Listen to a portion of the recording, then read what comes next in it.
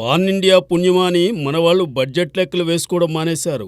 కొందరు నిర్మాతలైతే అంతర్జాతీయ మార్కెట్ను తమ చిత్రం క్యాప్చర్ చేయగలదని నమ్మినప్పుడు మేకింగ్ విషయంలో రాజీ పట్టం లేదు. అలా తెరకెక్కిందే కల్కి 2898 ఏడి. దాదాపు 600 కోట్ల బడ్జెట్తో దీనిని అశ్విని దత్ నిర్మించారు. ఇక బడ్జెట్ విషయంలో సెకండ్ ప్లేస్లో నిలిచిన సినిమా RRR. ఈ చిత్రం నిర్మాణానికి 550 కోట్లు ఖర్చు పెట్టారు దర్శక నిర్మాతలు. ఆస్కార్ అవార్డును అందుకున్న తొలి భారతీయ చిత్రంగా కూడా RRR నిలవడం విశేషం. ఈ రెండు మన తెలుగు వాళ్ళు తీసిన చిత్రాలే కావడం గర్వించదగ్గ విషయం. ఫిల్మ్ మేకర్గా మణిరత్నంకు ఉన్న పేరు అంతా ఇంతా కాదు. ఆయన రూపొందించిన మాగ్నమ్ వాపస్ మూవీ పొన్నియిన్ సెల్వన్ బడ్జెట్ కూడా 550 కోట్లని అంటున్నారు.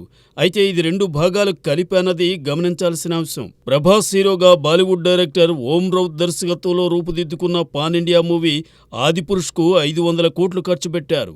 అలానే రజనీకాంత్తో శంకర్ తీసిన రోబో 2.0 చిత్రానికి సైతం 500 కోట్ల బడ్జెట్ అని ట్రేడ్ వర్గాల మాట.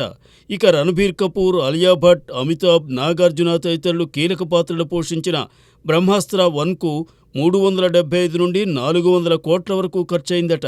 అయితే ఈ సినిమా బాక్సాఫీస్ దగ్గర బోల్తా పడ్డంతో దీని సీక్వెల్ ముచ్చట లేకుండా పోయింది. ప్రభాస్ హీరోగా యువి క్రియేషన్స్ నిర్మించిన సాహో, అక్షయ్ కుమార్, టైగర్ ష్రాఫ్ నటించిన బడేమియా చోటేమియా చిత్రాలకు 350 కోట్ల బడ్జెట్ అయిందని నిర్మాణ సంస్థలు తెలిపాయి. వీటి తరువాతి స్థానంలో thugs of Hindustan, Jawan, tiger 3, Leo, the GOAT చిత్రాలు నిలుస్తాయి. ఇవన్నీ దాదాపు 300 కోట్ల బడ్జెట్తో తెరకెక్కినవే. ఇదిలా ఉంటే గతేడాది వచ్చి విజయం సాధించిన సలార్ పార్ట్ 1కు 270 కోట్లు ఖర్చయిందని హంబోలే సంస్థ తెలిపింది. ప్రభాస్ నటించిన బాహుబలి 2తో పాటు పఠాన్, ఫైటర్, మైదాన్ చిత్రాలకు 250 నుండి 300 కోట్లు ఖర్చయిందట. ఇక భారత్ విజయం సాధించిన వరల్డ్ కప్ క్రికెట్ మ్యాచ్ బ్యాక్డ్రాప్లో నిర్మించిన 83 మూవీకి సైతం 200 నుండి 250 కోట్లు బడ్జెట్ పెట్టారట.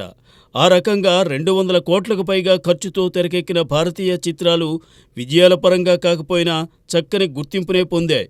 మరి బడ్జెట్ విషయంలో ల్యాండ్ మార్క్ మూవీగా నిలిచిన కల్కిని బీట్ చేసే చిత్రం ఎప్పుడు వస్తుందో చూడాలి.